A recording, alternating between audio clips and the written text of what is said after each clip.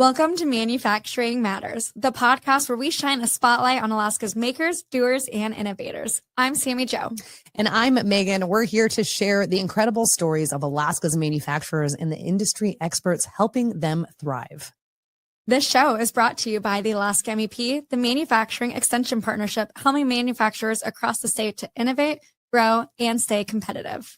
So each episode, we will bring you conversations with the people behind the Alaskan-made products, the challenges that they face, and the solutions that keep moving them forward. We'll also chat with the industry experts who provide insights, tools, and strategies to help those manufacturers succeed. So whether you're a maker yourself, a supporter of the local industry, or just curious about what goes on behind the scenes, you're in the right place. Let's dive in. All right, welcome. Thank you so much, Tristan, for being here. We have Tristan with Hive Mind Meadery. So thank you for being here. First question we want to dive into is, can you share the story behind Hive Mind Meadery and what inspired you to start it? Well, just like a lot of newer businesses that have been starting recently within the last couple of years, this was definitely a pandemic project.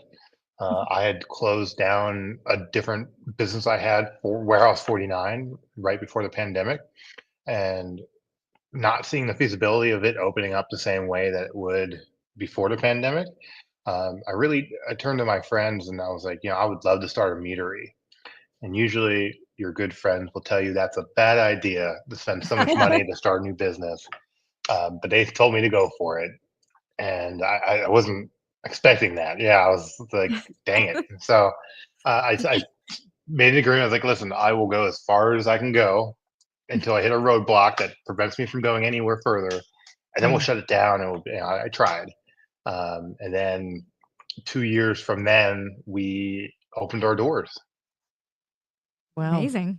Yeah. And I want to really, take it a step back a little bit Yeah. too. Like, introduce yourself and like how you got started. It sounds like you had another business venture before, Hive Mind Meadery, and like really get to know you, Tristan, and how really you got started in manufacturing and how you got to where you are now. Well, I'm definitely, some people would call me an entrepreneur, others call me a small business owner, but I started an IT company roughly 15 years ago. And really from there, that kind of started my entrepreneurial journey to where it would take me now. Helped out with like SenshiCon Gaming, Art of Comic-Con Gaming, with my company Warehouse 49 when I saw a need to get gamers together.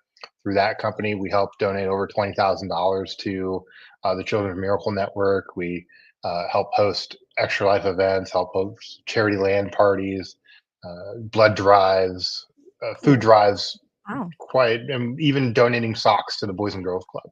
Wow. It was just about bringing gamers together, having a good time.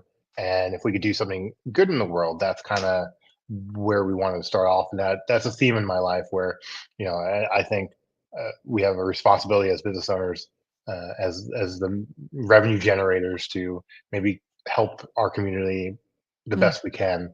And maybe that's where I kind of part ways with general corporate talk, right? And then, of course, the pandemic was looming, and we had a small brick and mortar that we decided that probably best to close down. I doubt it's going to take only 2 weeks for all this to blow over, and that gave me some free time to work on the meadery. And I guess I just don't do well with idle hands, because since the meadery, I've also opened up a broadband company delivering wireless internet to commercial customers. Holy cow. Oh, yeah, man. You've been busy. Yeah. Tristan, we met at 1 Million Cubs, but I always like bringing you up because I think you're so interesting. Right. Because you're doing a lot of different things. You really are. We have a lot of serial entrepreneurs around. And so, yeah. Oh, that's amazing. So why mead? Why meadery? Well, so I had digestional issues, we'll put it that way, for a very long time. And my then girlfriend, now wife, she suggested that I'd stop eating gluten to give it a try. And I was like, that sounds stupid. And sure enough, she was right, like she usually is. And I felt much, much better. And so that really precluded me from having most beers. No offense to Mm. the gluten-free beer makers, but they're usually terrible. And it looks really bad if you're just drinking hard liquor all the time. And so, and I love mead. I had it at the Ren Fair a very, very long time ago, and I started making it for myself, not knowing that later on, it'd be the key to being able to drink stuff that I really like. Cool. Uh, Yeah. yeah, and so it was always a dream. Like, I would love to open a meadery, and kind of people loved what I was making, and it's like, how do I do more of that? How do I get more people to try it, more people to love it, Right. and how do I change people's minds about the misconceptions of what meat is and how it's Mm. made? Yeah. I I didn't realize you were so young. Like your business was so young already. And because I see that your photos, like you've been at the Renaissance Fair, right? With your mead? Yeah, yeah. Yeah. Was that during COVID? No, that was right after COVID. That was one of their first years back. Okay. Yeah, they were looking for another mead to introduce, and we just Mm. happened to fit the bill. And we could also deliver it in kegs versus bottles, and so there was less waste. Mhm. You could serve it quicker. You didn't have to worry about Mhm. uh, corking a bunch of bottles. Totally. And we made a deal with the Ren Fair, being that we were so new. We're like, listen, like we're trying to get out there. You're trying to get mead. Anything that you don't use, we'll just take back and only bill you for what you've used. Oh, that's And nice. so, That's yeah, cool. so they didn't have to worry about like working with a distributor and like would they take it Mhm. back with their terms. And so as they needed kegs, we were delivering them. And they wanted, I think, 4 kegs, roughly, and they ended up going through nearly all our stock. I think it was like 18 kegs or Whoa. 16 kegs or something like How many that. extra And these calls are was we made, I think, quite a few. that?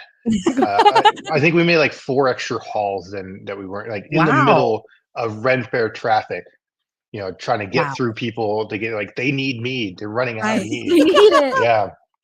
Um, yeah. And so it was really awesome. And then I think the year after we, one last like 1 or 2 years, we actually outsold the beer for the first time in Ren Fair What? history, is what they told me. Oh, Yeah, wow. That is yeah. So huge. yeah, Wow.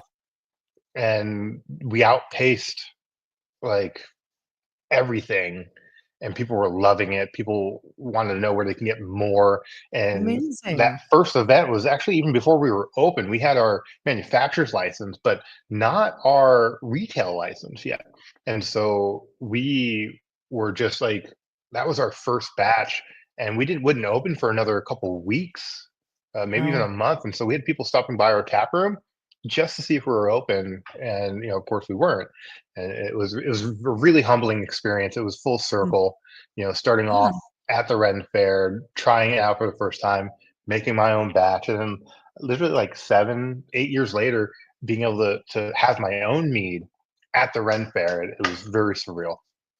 Yeah. That's super cool. That's amazing. How long has your tap room been open? We're about 2.5 years. We opened July 2022, I believe it was. Okay. And so yeah, we're going to be on our third year here shortly. Nice. And for our listeners, where are you located? So we're over on 600 West 58th Ave, Suite A, right down the street from Double Shovel, Ship Creek. We're all kind of in the same neighborhood. Brewworks is over here. Cider Shore Nice. is just a little bit further away. People are really calling the area that we're in the Yeah. new King Street, and Ooh. I really resonate with that because we're Wow. definitely seeing a lot of places open up. It's a nice little area. Yeah. Okay, so is this because you and me had talked at the last Manu Mixer, and is this the place that you are? Is this the new place, or are No, you? no, this is still the old place. Okay. We get through a little bit of red tape with our new space, and then they add a few more pieces of red tape. So we're Yeah. slowly trying to get that red tape off, and to be able to even start construction. And we're hoping we'll still be open by this year in our new space. We're going from 2,000 square feet whole facility, tap room and manufacturing, to a 4,000 square foot facility with about 2,000 of it going towards manufacturing, and then Nice. another Yeah. 2,000 of it going towards a tap room eventually. So I actually love this part of the conversation because I was telling Sammy Joe about this, and I'm like, I feel like a lot of entrepreneurs, a lot of business owners, whatever Yeah. we want to be called, they hit this point where they have to make a decision on moving to a bigger facility or not To growing. because you're growing. So yeah, can you tell us about like what made the decision to go into something bigger? Because you're still pretty young. You're still like in these first 3 years. So Right. what made that decision to jump to that next thing? And then tell us a little bit about that red tape that you're running into, because I think that that's an interesting thing that a lot of people don't think about happening, but I have heard from several manufacturers that they go into somewhere new and then the problems that they run into they weren't expecting, and that can really make a difference in what they're doing. Yeah, I wish someone would just like tell me like, oh, you're going to run into these issues, right? Right. And we knew that the space that we had was going to be tight, Mm, Okay. especially because of the red tape we faced there. There's so many restrictions on the way you can lay things out, and no one, and they don't tell you Mm. that what you can do to get your space the way that you want it. They say, let us know what you want, we'll tell you what you can't do. mm, And so that's really hard. And so we really mixed up our layout several times, and which really reduced our manufacturing space. But in the end, it ended up working, of course, right? And so the usable manufacturer space that we have is probably around 500 to 600 square feet. Which, mm, if you try to say, "Hey, run a brewery out of that," they're going to turn away. And so we knew we had to be quick, we had to be efficient, um, and probably some other things I'm forgetting about. And we'd have to scale vertically instead of horizontally. mm. Um, Mm. Totally. yeah, and then of course your processes evolve over time, and so you can't stack a filter on top of a fermenter, on top of your hot liquor tank, on top of those certain things that don't stack. And Right. so we're running into the issue where our processes have evolved so much into the positive, things that Mm, we didn't know about, that we had to do pasteurization, filtration, package filling, all this, that um, our plan to go vertical just was eliminated. And so we really wanted to get the space next to us, but um, that kind of was a little weird, and we just weren't able to do that. And then I was like, all right, well then I'll just keep an eye out for a building, Yeah. yeah. in the off chance. There's no way I'm going to do. I'm not going to pull the trigger on a building. It's just, why would I do that? We're so young, and we're bumping elbows where we are, but it worked. And so a building came up, and yeah, I was like, I knew the building pretty intimately because I had done some IT work there, Okay. and I fell in love with the building. And I'll tell you right now, that's my first mistake. Don't fall in love with buildings. Don't uh, Okay. there are, if in your mind, if you're thinking I have a set number of red flags, if I go beyond that, I'm going to say no. Stick to those guns, because Yeah. the perfect place is out there. It's almost like the dating world, right? Uh, yeah. Yes. So Yes. yeah, but so I pulled the trigger late last year, and that's kind of or early last year, I should say.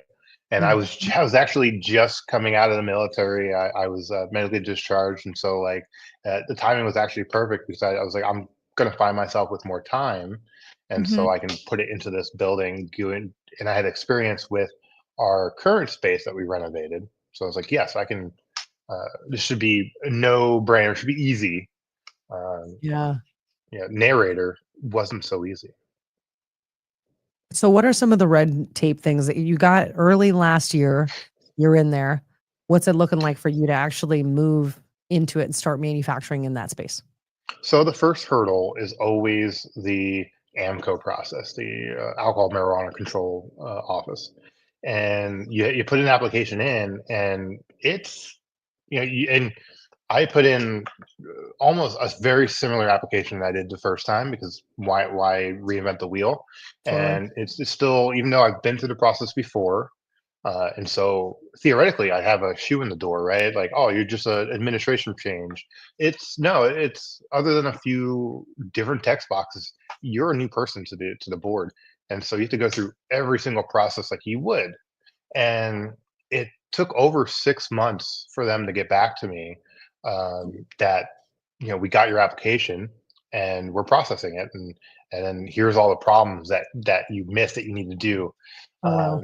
Yeah, and a lot of the AMCO has a very important job for public safety, for regulations and laws that are just in place that you have to enforce. But a lot of these are from very old ways of thinking, and so we ran into a lot of issues right away with just the process. Where I posted my public notice, even, you know, just they wanted me to put it uh, in one of the post offices or in a local business or something like that, but or the library was the big one. Well, the library doesn't do it anymore. They won't let you post it there.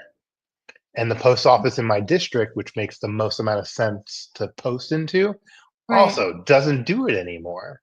So, And so it's like where I had put it, I put it on actually the for sale sign for the building that was on the road. uh-huh. You can't miss these signs because they have an official Muni symbol on them and everything. So Mhm. I posted it there. I was like, this is going to get the most visibility. I posted the original copy on my building I was supposed to be, and that would not be Mhm. accepted, even though it would get more visibility.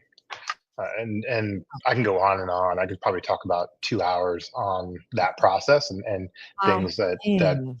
could be improved. But you can either complain about them, right, or you just do what they ask, even if it Yep. to the detriment of the process, right? And so we worked through it, um, and I wanted to get that done and submitted before I moved on. And so you pay mortgage on the new building is a mill plus Right. building, and so 6.6% interest on and you're sitting on it not being able to generate revenue out for at least 6 months. It's Yeah. yeah, and then we got all that handled out, and I was like, I found a plumber who was willing to do the work, the little amount of work that we needed to do with an actual someone certified and stuff like that. And they went to put in the permit, and then the city was like, "Oh, we need a change of use." So I went down there, and they couldn't do it. I went down there, and then that opened up just a can of worms, because it was like they wanted, like, who are you? What do you want? What are you doing here? Don't you know Yeah. all this? They weren't that rude. They were much nicer than that. But basically, right? Um, and I was like, I don't know what I'm doing. There's no one place that has all these things. Uh, and you could hire a general contractor, right? But that's just it's a very tight economy out there. And so Totally. then we had to do we can't do the change of use until we get the plan review, which was an additional took an additional architect, uh, you know, uh, plenty of money to bring that up, Yeah. uh, and then we found out that our ADA bathroom that was here when we bought the place isn't in fact ADA compliant. It Oh, is no. residentially ADA compliant. There's a difference. And so now we have to put a new bathroom. Oh my We don't have Oh, goodness. sprinklers. And so they said that our tap room can only be 750 square feet out of If our you don't have 2,000, sprinklers. if we don't have sprinklers, because of the Wow. occupancy loades and fire Right. safety. And I was Wow. like, I only have 16 parking spots. I mean, like, how many, yeah, how many people can right. fit in there? So it equates to the 750 square feet for tap room equates to about 50 people, 49 people who are allowed to be on that level. And then we're allowed to do that same thing on the second level that we have. So um, Okay. we'll be able to have 100 or like 98 people. Wow. Not that I could ever think about it. But it's just the space requirements, and so we actually have to have a phase two now where we get fire sprinklers installed, which is not a cheap thing to do. Right. Right. The moral of that story is that Anchorage does not have a way uh, uh, that if you are a pop-up, or not a pop-up, but like a startup, or Right. you're trying to do, it doesn't matter if you're trying to do good or not, whatever, if you are not having serious backers and you're just like somebody who just wants, I'm gun-ho, there's no way for you to take an old building, say I'm going to use it and make it better eventually. They Yeah. want, as soon as you say I'm going to not do what they did before, when with the old owners, like, you need to change of use, just to bring up as much as you can up to code. And if you can't, then those restrictions starts happening. So there's no way for us to take old buildings and make them better, right? Um, Right. and that's a little bit of my Plus you got the money. soapbox. Right. Right, and you have to, right, and you put in a new sprinkler system. It's like, well, from the city's end, it's like, how hard is that, right? From our end, there's only 3 or 4 sprinkler system installers in the whole state, and the last person I talked to said they had a year plus wait to do that. Oh my Yeah. gosh. Well, not only the amount of capital that it would take to do an entire building. Yeah, and if there's high demand, you raise cost, right? And so I'm sure it's not going to be cheap. Yeah. But I do have some good leads with some really good people, and they're going to do a good job. And so it's something I want to do because it's important, right? Yeah. We can't just let buildings sit unoccupied and become shelters and burn Right. down or anything like that, right? It's not great for the city. And so I want to do the right thing, and I'm going to do the best I can to move forward to do that, even with all the barriers that we run into. Yeah. And hopefully the city supports us in our way there. They're definitely supporting us where we are, which is awesome. And hopefully they see what we're trying to do here and continue Yeah. that support to the new building. Sometimes there needs to be changes in the system, and yeah. No, absolutely. I'm not, and I'm not the guy to do it. People keep telling me, Right. oh, you should go here and protest or It's a whole tell nother somebody. And it's like, I'm sorry, but I have Yeah. many other businesses, and I'm too busy trying to generate revenue in a very tough economy. Right. Totally. No, that makes sense. So, with all of this being said and all that crazy red tape that you have to go through, is there do you have an estimation of when your new space will be opened up? No, the light side is because I don't know the red tape. I'm not seeing yet, and so I don't want to. I am very Mm. confident I can do it this year, but Okay. I am not confident on the month, and Right. I'm afraid I might miss this tourist season, and which would Ooh. be a huge hit to my my ability to open up quicker, if that makes Right. sense. Yep. Yeah. Yeah. Seasonality in Alaska, that's important. Yeah. The Yeah, summer absolutely. season is like That's the time to be hitting it. Yep. Yeah. Well, I hope that Me too. there's less red tape. Yes. And then you're able to move into that new place. And fortunately, you do have the one space where you're able to manufacture and you're able to get your product out there. So let's go back to the funner things of manufacturing. I was showing Sammy Joe your website, and we were looking at your website, we are looking at your Instagram, things like that. Can you tell us about your branding? Because your Yes. branding is Yeah. very fun. It's Yes. different. Thank I you. want to know about it. Yeah. Well, people tend to ask me, like, like they ask me the fun questions, like, oh, how'd you get into mead? How'd you get into IT? How'd you get into broadband, right? And in reality, I'm a businessman first, meaning that I love to make mead, and I was able to make it viably successful, but it took a business look at it. You cannot Mm. open up a business and, like, oh, I'm going to make wine, right?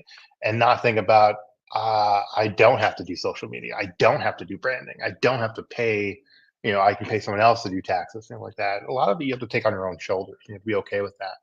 And so I knew from the beginning, if we wanted to, one, paint mead in a different light than what most misconceptions is, like, like I've had it in my friend's basement, it was terrible, type thing, or whatever it may be, right? Or is this just Right. for nerds? And that we'd have to have a fun branding to draw people in. And that's, I'm very nerdy, there's no hiding that. And so we came up with Hive Mind because, for one, it was going to take a hive mind of people to make it work and to buy in on this process. But also, from things like Star Trek, the board was they were a hive mind, right? Yep. And we were going to take our product, put it out in the market, and it was going to spread kind of like the board. We're going to assimilate everyone we could. And so that was really the branding from day one. Our logo is of not nerdy because we knew that in order to get the people who weren't nerds, we would have to have something that was publicly facing that anyone could see it and be like, oh, that's cool, let's go check it out. And then when they get there, they're like, oh, this is a really cool space, this is kind of nerdy, this is nice, you know. Yep. And so that was really what our branding came down to. And even our first product, Queen Bee, we got an artist to make a very nice portrait of what we thought this Queen Bee would be. You know, she is the queen of our universe, she's the ruler, she makes the rules, right? And we wanted her to be powerful. And it's my belief that we just don't need another man on in front of some packaging, right? Um, and so I really wanted to make her powerful. I got inspiration from StarCraft and Star Trek, from like the Borg and the Zerg, and really made something that we could kind of stand behind even, Yeah. and have her be the image and stand taller than the brand itself. And is that's the woman that's on your website? Is that right? Yep, that's the woman Yep. that's on our website, and that's our namesake. We're like, this is a very powerful mead. It's really bold. And it needs something. It needs branding behind it that can really stand up to what it is. I love And that. thank you. Yeah, we've gotten a lot of compliments on it. And then, it was going to be our bottle art, and then we just went away from bottles entirely. So, great for that. But which is something I would also love to talk about, Yeah. because I think that that's something very innovative that, we got a lot of brewers here in Alaska, and a problem that all our brewers are facing is the logistics of shipping cans up to Alaska. empty cans. Empty cans. We have nobody in Alaska manufacturing cans. And so our brewers are all shipping air in cans up to Alaska. So many. So yes, Tristan, tell us what is your mead coming? What can we get you made? Of course, so instead of doing bottles or cans, we decided to go with a pouch. For one, you can drop it, and it's not going to shatter or puncture. And me and my best friend, who are spitballing ideas for packaging, we're children of the late 80s and 90s, and so a Capri Sun was right up our alley. And while it's always been in my mind, like, it'd be really cool to just have a little juice pouch. He's the one who brought it up and was like, what if we did a Capri Sun like product? And I was just like, I thought it was stupid. Like, I was like, it's my idea, it's probably not great. And he said it, I'm like, oh my god, that would be awesome. And we started looking at the logistics of it, and they ship flat, and so you're not shipping air, you're shipping product. The one downside, and this is probably the thing people will pick up on first, is that currently it is not recyclable. That is 100% the worst part about this, right? A tin can, or not tin can, but a regular can, fully recyclable if your state recycles them all, and if you have that whole the chain that you have to worry about. But we looked at the amount of energy it took to make the can, to ship the can, empty can. The amount you get, about 5 to 10% loss on cans when you ship them, because if anyone bumps into them and crinkles that can, it's done. You don't use it. There's just too much risk in it. And so when you import all those factors into the equation, we found that we were more comfortable with the fact that it wasn't reusable now or recyclable, and that we could, by the time we're ready to upgrade, we could upgrade to a fully recyclable package, which is kind of our timeline, or our goal, is to have a product that's would be cool if it was reusable. There's not the technology yet to do that, but recyclable. And more importantly, when you take it on hikes and go fishing and stuff like that, you can throw it in your backpack. It's not going to shatter. But whenever you have a can, you're going to crush the can. Now you have sharp edges. It's going to leak in your backpack. Now your backpack and gear smells like a little bit like beer or whatever you had. But this one, you can drink, you can roll it up, put it in your backpack, and you pack it out. So it still is in line with our bottom being that, like, we want to be sustainable, we want to be reusable as much as we can, and that you're packing this out and you're going to throw it in proper receptacle. And then you can, if you're not done with it, you can also close the cap out or cap and you can save it, and it's not going to leak in your backpack. Amazing. Smart. Put that up closer to your camera. Do you mind? Yeah. Sorry about that. No, you're good. This Let is me the tactical sizers, 200 milliliters, and so it equates about a glass of wine. And we are federally we're considered wine. But we have and this one's 12%, but we have session meads at like 6%. And so it's just a really fun, innovative way to store it, and you can literally pockets, backpacks, hiking, camping, fishing. Legally, we can't recommend that you sneak them into movies, but we're not lawyers. You do what you do with that information. You put it in whatever pockets you put it in. Yep. Yeah. I love that. Capri Sun for adults. And That then is so additionally, cool. we took the same idea of portability, non-breakage, but how do we grow from there, right? Because it'd be cool to have a half gallon of this, but it just wouldn't be practical. And so that's when we introduced what we're calling the booster box. And this is a 1.5 liter bag and box. Okay. Because it's a bladder, you still have that great not reasonability, but closability of it. Just no oxygen going in there, so you have a lot longer shelf life on it. You have almost a gallon of product, and so you can take it to a party. It's a conversation starter. But if you want to go camping, you can just rip the bag out and put it in your backpack still. It's so cool. Or if you bring the whole box and you need fire starter, just use the box as fire starter. The box is also recyclable. And we're still working on the bladder part. The bladder is the only part that's not recyclable yet, but I'm told that there is a way forward that would be a significant increase in our price, but that we'd be able to be recyclable. That's super cool. Yeah. Couple things. Sustainability. Hard as a small business. We want to be as green and compostable and all the things as possible. It's a little more expensive, and also it's the technology just quite isn't there yet. It's like close, right? It's like I want to be everything to be compostable, but it's just not quite there yet when it comes to like FDA and food safety and stuff like that. Do you see that on the horizon for these pouches? Are you seeing any trends, anything like that? Well, yes and no. Like, the power of buying in bulk, right? It's such a game changer when it comes to these things. And so I am hoping that since we're buying at such a low quantity right now, when we make the switch to more sustainable packaging, that we can up the quantity and hopefully it will balance out a little bit. Oh, nice. But I also, like I said, it's not all about making the most amount of profit that I possibly can, squeezing every single cent out of there. I feel like I have a duty as a small business owner, especially in Alaska, to try to be as sustainable as possible, even if it eats a tiny bit at that bottom line. I'm willing to accept that. And we do some things in our process that isn't the most economical from a business standpoint, but we do it because we know it's right. And we know that if we embed it in our core values now, we can keep along that process as we grow. But it's not as easy going the other way around sometimes. Totally.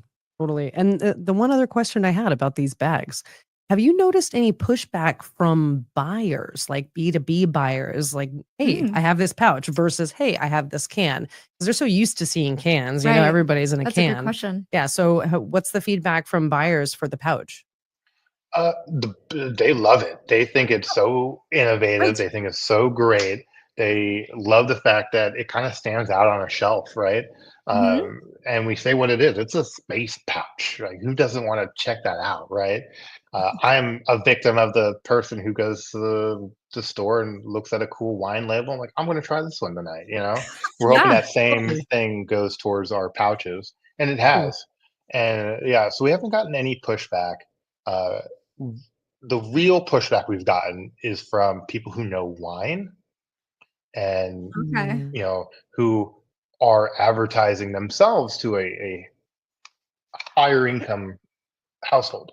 And so when you think of bag and box, you're like, this is a cheap mass produced wine. Whereas on our Mhm. side, we see it as the future. It's very Right. sci-fi. It goes with our branding, and so we see it as like, why not? Why can't you have both? Why not both? You Right. know, and Totally. so we've doubled down on it, and someone has literally told me that they were going to not even sample it, not even sample the pouch, because it came from a bag, and they're like, "There's no way that this is going to have any quality." And when they took a sip, their whole mood and perspective changed because they're like, "This is a great quality." Nothing that they thought of. The younger generation, that's an easy. They love it. They're like, "This is Mm. right up our alley." Yep. We've gotten basically one complaint, and it was a half complaint about like her child wanted to know why they couldn't have the bag of apple juice or applesauce, and this is an adult Capri Sun, basically. Right. Amazing. Not trademarked. This is we. It is not a Capri Sun. I tell I people we don't give you a straw because you're adults. Yep. Oh, there you go. They just gotta tell their kid it doesn't have a straw. Yeah, different. So where can people find Hive Mind Meadery? Like where is it at? Where is it located? Yeah. Speaking of branding, one of the other things we knew is that another struggle that we have here in Alaska is distribution. And so Right. before we were even open, we were talking to La Bodega and Aurora Nights, our two great small distributors or sellers of product, and we got them on board as soon as we could because we Mm. knew, how do you make money when you're sleeping is you get them out there. And so those were the first two places that you could get our pouches. And then we expanded over to Value Liquor, Brown Jug. And so you can get them there now. Wow. We're working on getting in more places, more Brown Jug places. Right now, we're doing self distribution, but hopefully here shortly, Brown Jug is going to be distributing amongst themselves, and so we'll as their own distributor. So we'll be able to hit all Brown Jugs here shortly, and Right then now, only in Anchorage. Anchorage and Fairbanks. Okay. Okay. Yeah, Cool. I also have Fairbanks is the lead seller of mead in the state. Whoa.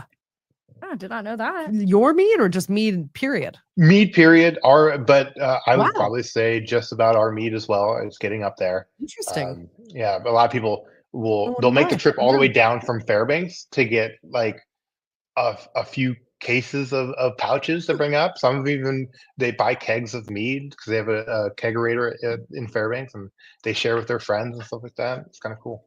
Wow, that is That is cool. awesome. And now Yeah. they're going to be now they have that other option. I had no idea. Yeah. Yeah, I have a distributor friend that I want to introduce you to. So I there still you need go. to do that. Yeah. Gotta do We it. also we do growler fills in the tap room, so you can always. We are completely as of the recording of this. We don't have any growlers left in our place. Mm. We did a unique thing. We never had a hive mind growler. We took in growlers from the community, and we vigorously washed them, rinsed them, sanitized them. We did a check to make sure there's no chips, cracks, or any other deformities. And Right. only until it passed all those checks that we would reuse them again. And Nice. so that, yeah, so we've saved probably hundreds, maybe if not upwards of around 1,000 growlers from otherwise being Wow. recycled or tossed, reused. So we Right. reused them, and we are looking for a way forward not to buy our own growlers. Still, I don't Mhm. think it's possible. I think we're just getting too popular, and it is. I spent more money in time to clean the growlers and everything than it was really worth, but it's really close to my heart, and we'll keep doing Yeah. as best as we can. But hopefully, we can find another sustainable way to provide growlers. But for now, bring your growlers in, get them refilled, or now you can get our nice boxes, 1.5 liter boxes. Nice Right. box. Yeah, and you can save yourself the time and all that, and use that way. So do you have the pouches and the boxes wholesale? The box is not yet. It is a brand new product. We released it just a Cool. few weeks Okay. ago, Oh, and wow. so congratulations. yeah, thank you, Thank thank you. It was a huge release. We released it with our product called Nox Eterna. Was a year aged mead at 16% in an Elijah Craig barrel. and we partnered up with Aurora Knights, who supplied us the barrel. And that was a Mm. private batch for them. And we was like, how cool would it be? Because he had the same problem we did, where it's like shipping glass is really expensive and they Right. break. And so we're like, how would you like to be the first product in our new box? And they're like, we would love that. And that's where Cool. that worked out. Yeah. Oh my That's gosh, I amazing. love it. Yeah. I know. I'm curious. So have you done that? It's such a cool, innovative way to, house your mead, and to sell it. Have you done like the math or any numbers of how much you're saving by utilizing pouches Ooh, good and question. instead of the standard, cans that people are At the using? time that we first started, yes. And I don't have the numbers right in front of my head, unfortunately, but I do have like a size comparison. So we have Yeah. a tiny um, a loft area for storage, and our first order had to be 10,000 pouches. That was like we had to be all in, Mhm. and our first order of bottles was going to be, I think, 1,000 bottles. Okay. And the 1,000 bottles not only cost the same shipped as the 10,000 pouches, but was going to take up the entire loft area of our building.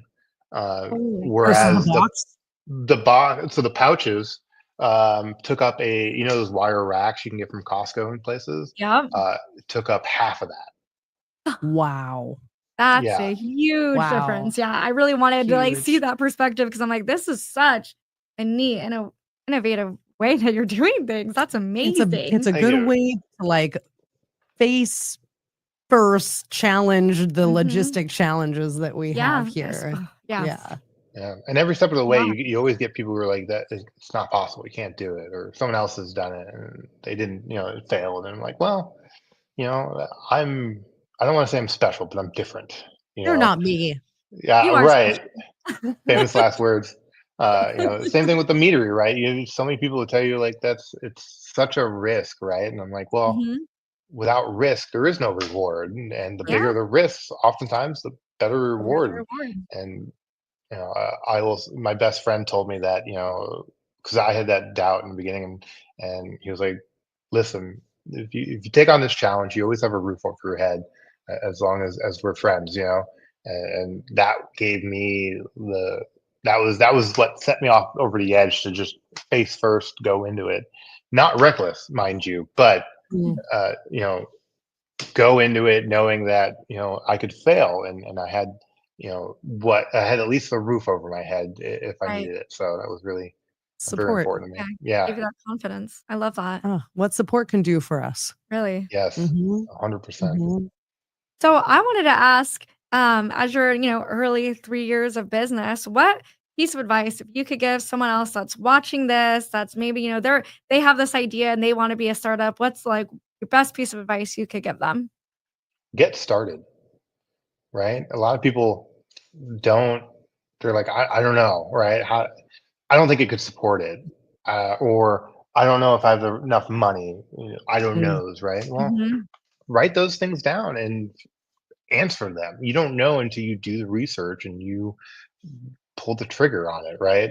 Yeah. Um, what is the best time to start a business? Yesterday. Mm. And I like so, yeah, and you don't have to be a millionaire or even have $100,000 in the bank, right? If you can do it on the side, if you can get your feet kind of in there, a lot of people will Mhm. tell you, oh, you have to be all in and stuff like that. Well, it helps, but it's not. Don't don't let that indecisiveness be in the way of making your dreams come true, and don't let Mm. perfect get in the way of progress. I like that. Yes, agree. Agree. I think just starting something, like you said, do it on the side. Just Right. collecting that data, really, like just seeing what works, what doesn't, experimenting, Mhm. whatever. Wow. Yeah. Yeah, numbers Huge. numbers on paper mean way more than your own beliefs and your own Yep. indecisions, right? Like, Right.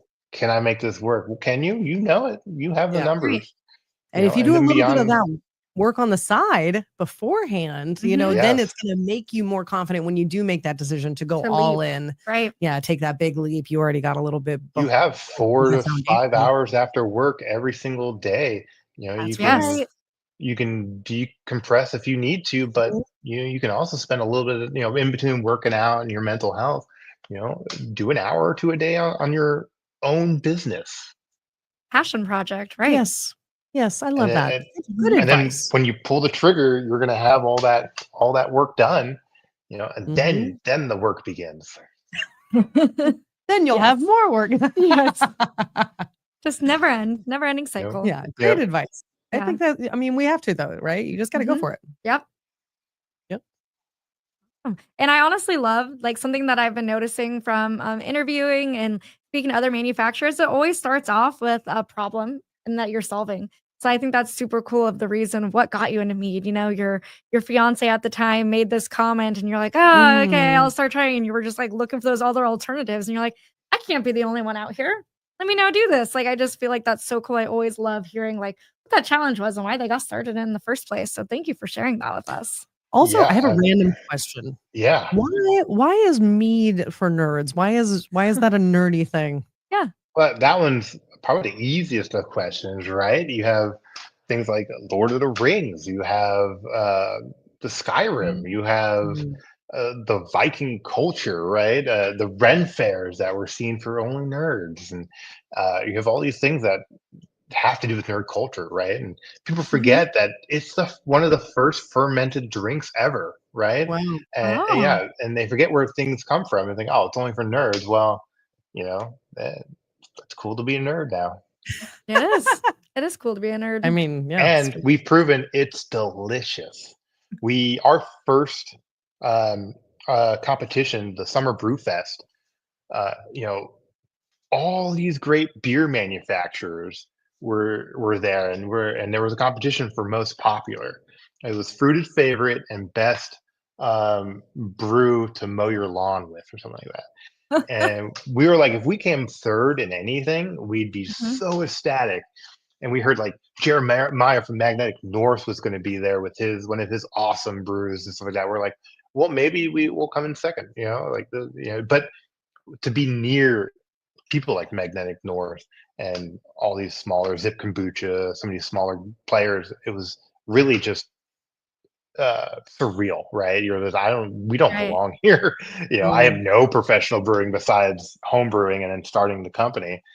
What are we gonna do? And then we won fruited That's favorite with our amazing. strawberry buzz, and we were just mind blown that like we have a place here. And it Oh would be yeah. something that kept happening, being like people love it so much. And even the beer and barley wine festival, right? People want breaks from the IPAs and things like that, and Yeah. they come by us, and they're like, and then they stay. They use all their tickets. We're happy about it. Mm, that is amazing. I love that. Yeah. Super cool. All right. So we love to kind of wind down with our last signature question. Why does manufacturing matter to you?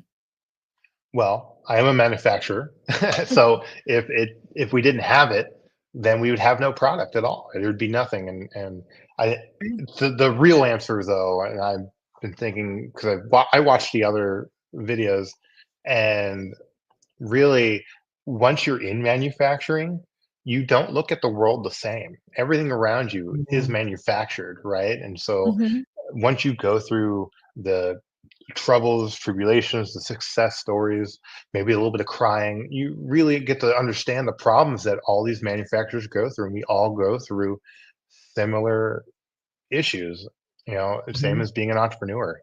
And Yeah. so Yeah. that's why it really matters to me, because it is our world is manufacturing. Love I that. love that. Yeah. Thanks, Tristan, for coming on and sharing everything with us about Hive Mind Meadery, what you got going on, where we can find your product at, all the innovation, your challenges with moving Yeah. into a new space. Like all of this is extremely useful information for our makers and manufacturers here in Alaska, especially if you're looking to get into something new. Yeah. And grow. Yeah. And I just want to wish you the best of luck with moving into your new facility. We'll be keeping our eye out there and We'll just stay updated. Yeah. Oh cheering you yeah, on yeah, yeah. along the way. Yeah. We'll do a warm open, and you guys will definitely get an invite.